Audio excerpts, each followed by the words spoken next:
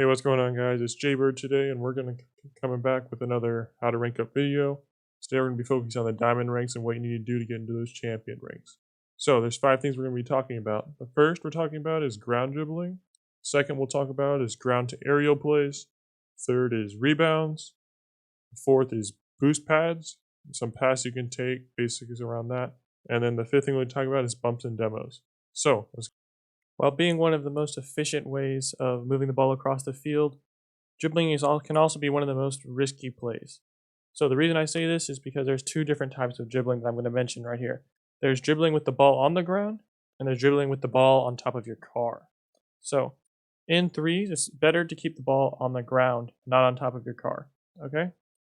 The reason that is because someone can hit the ball off the top of your car, pinch it, and have it go flying straight back towards your side of the field. So in threes and twos, you want to kind of keep it safer and keep the ball on the ground. So when you have the ball on the ground, some of the best plays you can do is you can just go straight going for a 50-50. So you're on the ground, the ball's on the ground, you're dribbling around it, and someone goes to challenge you.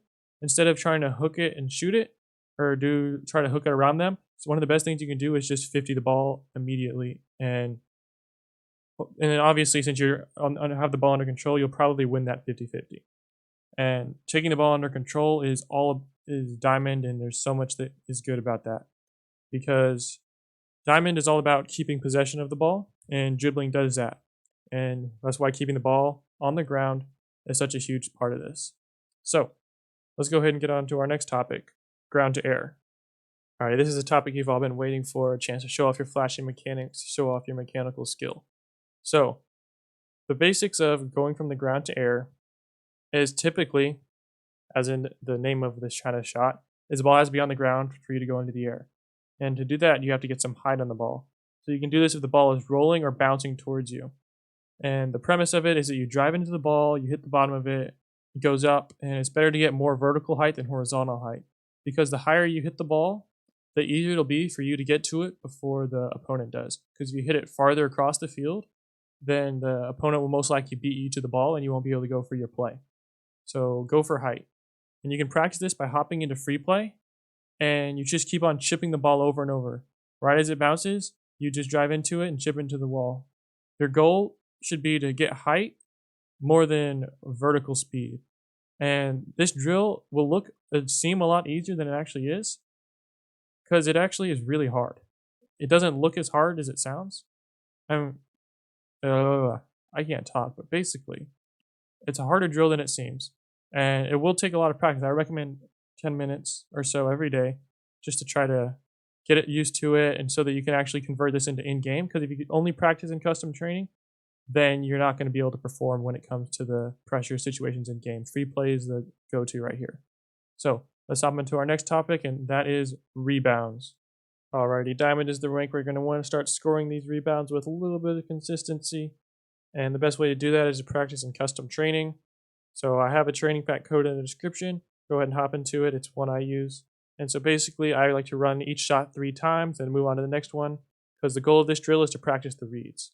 So in game, your teammates are going to be starting to pass the ball off the backboard. You're going to start passing the ball off the backboard, and you're going to expect your teammates to try and score it as long as it's not being defended.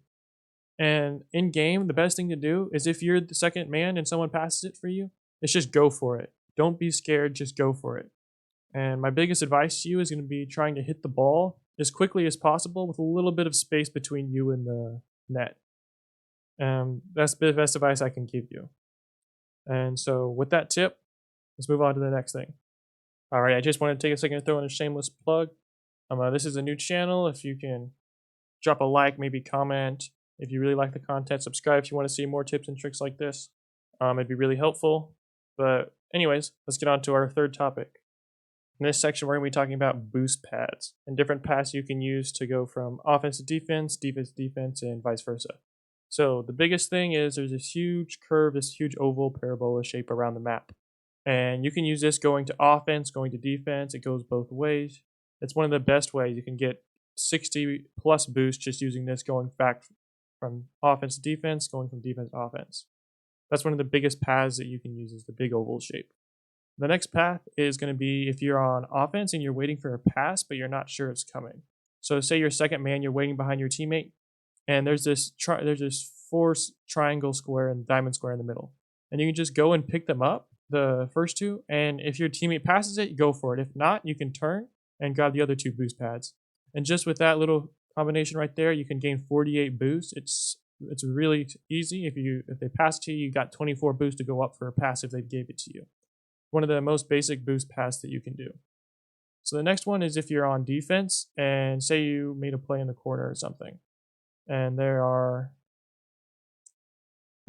this diamond here where you can drive around it. You can get easily 40 boost on this. You can drive all straight across, grab some more boost. But basically, that diamond is going to be your you're going to be your savior on defense, and you really should start using it if you want to rank up, because boost pads are going to be the key to boost management going into the champion ranks. And with that said, we're going to be moving on to our fifth and final topic, which is bumps and demos. And so these are something that's really hard to teach you. I can't tell you exactly how your opponent's going to move and what you should expect from them. But basically, there's 3 different points that I'm going to call out that you should look for demos in. The first is if you're first man on offense, and say you made a play in their corner and you're driving across their goal line, don't go diving into the goal and flipping into it, because then your recovery is way too slow. What I'm saying is if they're still rotating back, they're not in net yet, try to get them before they get there. Just look for a demo, try to bump them out, anything.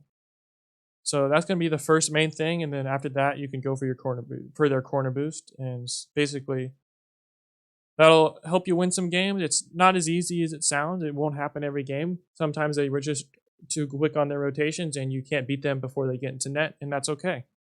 That's why you got this second thing is when you're on offense, and then you have to going to defense. Say you were the first man and it got past both your teammates, they're driving back, and everybody is in front of you and you're still driving back, because that is a real game situation and it happens. So the biggest thing I say is instead of rotating straight to back post and straight on the opposite side of the field, before you get to the midway line, try to rotate the same side as the play. And the reason I'm saying that is because that's where the opponents are going to be, and try to get a demo before switching and going to back post. Because demos, you'll be coming from behind and it'll be really easy to pick up a demo or two on the way back. And that can be a huge relief of pressure for your entire team, and it can really help you out get from defense to offense much quicker. And then I mentioned a little bit of this earlier, but the biggest thing is don't overcommit for demos. And it's going to be really hard to tell when you overcommit, but what I'm going to say is don't try not to flip into the demos. Just try to drive straight at them, because if you make them double jump just to avoid your demo, then you've succeeded. You've thrown them off a little bit. And if your teammates are making a play right then that's good. So my suggestion is just drive straight at them. And if they don't move, they don't move. And you get the demo. But if they move, it's okay. You put them out of position for a little bit, they've probably lost all their momentum, or they can't react to anything if it happens quickly. So just drive straight at them, go for the demo. So with that said, that's about going to wrap it up. So thank you for watching. Yeah, that's going to be about it. Remember to drop a like, drop a comment, subscribe. Anyways, have a great day.